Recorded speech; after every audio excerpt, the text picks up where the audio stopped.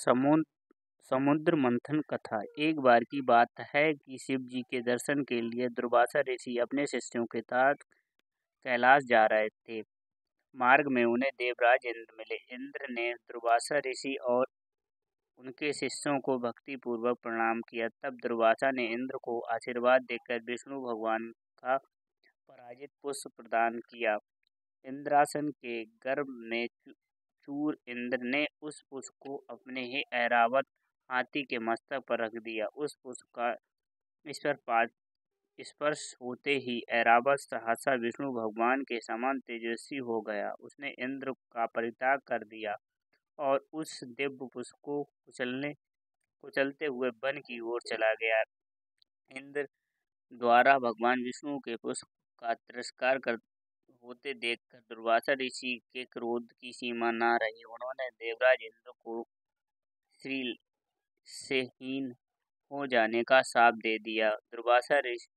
दुर्वासा मुनि के शाप के फलस्वरूप लक्ष्मी उसी क्षण स्वर्गलोक को छोड़कर अदृश्य हो गईं। लक्ष्मी के चले जाने से इंद्र आदि देवता निर्बल और श्रीहीन हो गए।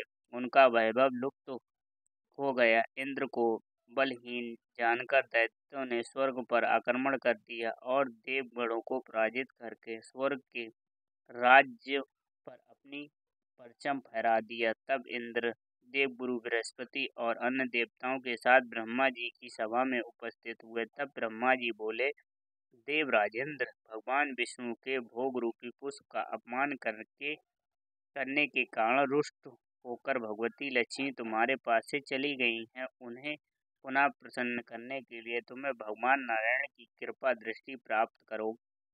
उनके आशीर्वाद से तुम्हें खोया वैभव पुनः मिल जाएगा। इस प्रकार ब्रह्मा जी ने इंद्र को आश्वस्त किया और उन्हें लेकर भगवान विष्णु की शरण में पहुँचे।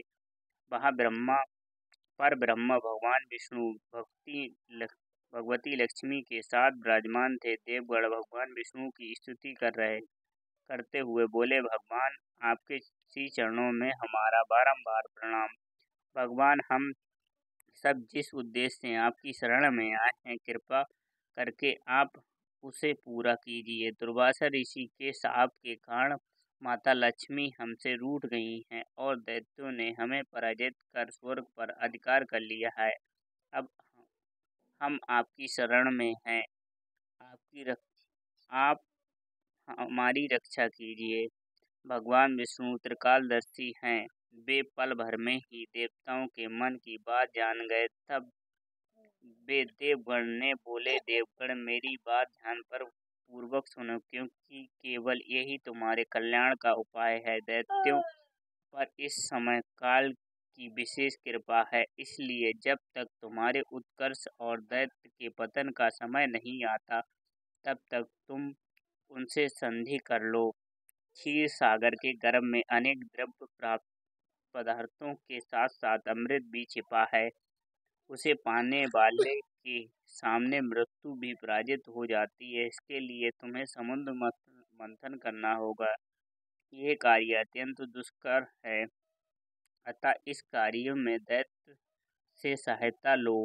कूटनीति में यही कहती है कि आवश्यकता पड़ने पर शत्रुओं को भी मित्र बना लेना चाहिए। तत्पश्चात अमृत पीकर अमर हो जाओ।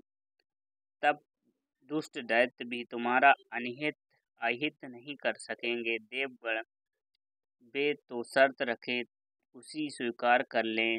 यह बात याद रखें कि शांति से ही सभी कार्य बन जाते हैं। क्रोध करने से कुछ नहीं होता। भगवान विष्णु के परामर्श के अनुसार इंद्रादि देवगण दैत्यराज बलि के पास संधि का प्रस्ताव लेकर गए और उन्हें अमृत के बारे में बताकर समुद्र मंथन के लिए तैयार कर लिया।